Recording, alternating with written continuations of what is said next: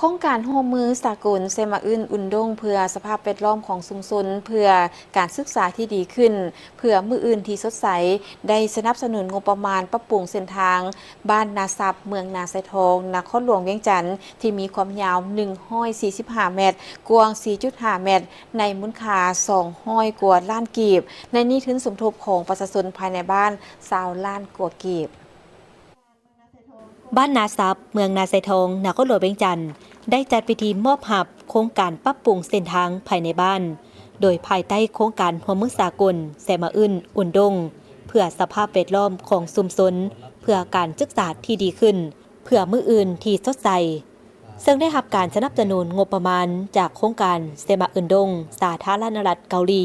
จำนวน200 ล้านกว่ากีบในนี้ทุนสมทบของประชาชนภายในบ้าน20 ล้านกว่ากีบพร้อมทั้งเป็นแรงงานในการปรับปรุงเส้นทางที่มีความยาว145เมตรกว้าง4.5 เมตรและได้เริ่มการปรับปรุงเส้นทางมาแต่วันที่1 กรกฎาคมมาฮอดวันที่10 กรกฎาคม 2026ก็ได้เปิดนำไส้อย่างเป็นทางการ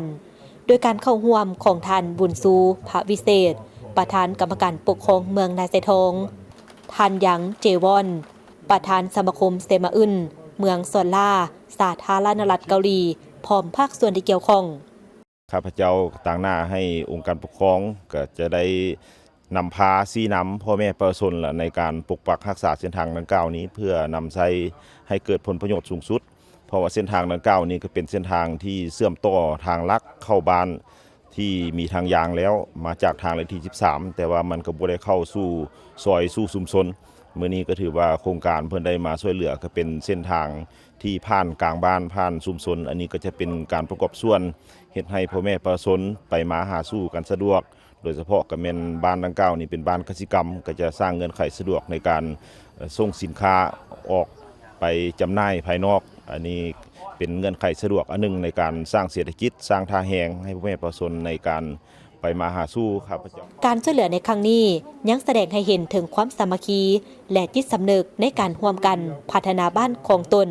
เพราะการปรับปรุงเส้นทางดังกล่าวจะช่วยให้การสัญจรของประชาชนมีความสะดวกปลอดภัย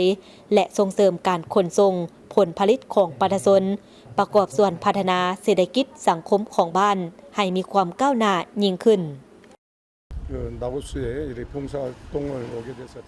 กิจกรรมเสมาเป็นทุกประเทศก็ใส่ได้แต่คอยก็รู้สึกแต่ประเทศเราก็งามแต่คนดีแต่คอยก็อยากช่วยอยู่มาอยากช่วยมาลาวแต่คอยก็ติดประเทศลาวแต่นาไซทองเป็นอยู่เมืองนาไซทองกับทำเฮาแต่ช่วยอยู่นี่ได้บ่แต่เฮาก็มาอยู่นี่แล้วเจ้าองค์การเสมาจนละนำดอกบ่แม่นก็ช่วยเทื่อเดียวเขาก็ถ้ามีวิธีแม่นเขาก็อยากช่วยปีหน้ากับอีก2 ปี3 ปีหลายปีเขาก็อยากช่วยนํแต่เขาก็อยากเบิ่งคมบางกับพัฒนาเองเจ้าในการก่อสร้างทางเส้นนี้เนาะถือว่าทางโครงการเซมาอึนเพิ่นได้มอบเป็นงบประมาณเป็นทุนฮอนในการซื้อวัตถุให้แก่ทางบ้านของพวกเขา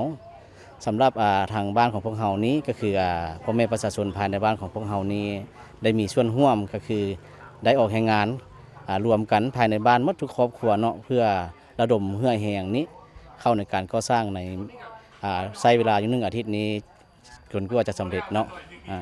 ในแต่ก้อนทางอยู่ภายในบ้านของพวกเขามันจะเป็นเส้นทางห้อมที่เป็นแดงแล้วก็เส้นทางก็คับแคบเป็นหลุมเป็นบวกแต่ว่าหลังจากได้รับการก่อสร้างยกระดับเป็นทางเบตงนี้ก็เฮ็ดให้การสัญจรของพวกเขานี้ไปมาได้สะดวกแล้วก็เฮ็ดให้การพัวพันระหว่างภายนอกกับภายในนี้หรือว่าการค้าขายก็มีความสะดวกขึ้นตื้มเนาะอันนี้ถือว่าเป็นเงื่อนไขที่ดีในการพัฒนาบ้านของพวกเราโครงการร่วมมือสากลเซมาอึนอุ่นดงเพื่อสภาพแวดล้อมของชุมชนเพื่อการศึกษาที่ดีขึ้นเพื่อมื้ออื่นที่สดใสจากสมาคมเซมาอึนเมืองซอนลาสาธารณรัฐเกาหลีกับประชาชนภายในบ้านนาซับในครั้งนี้แสดงให้เห็นถึงความเอาใจใส่อย่างจริงใจในการมีส่วนร่วมพัฒนาโครงสร้างพื้นฐานและยกระดับคุณภาพชีวิตของประชาชนลาวให้ดีขึ้น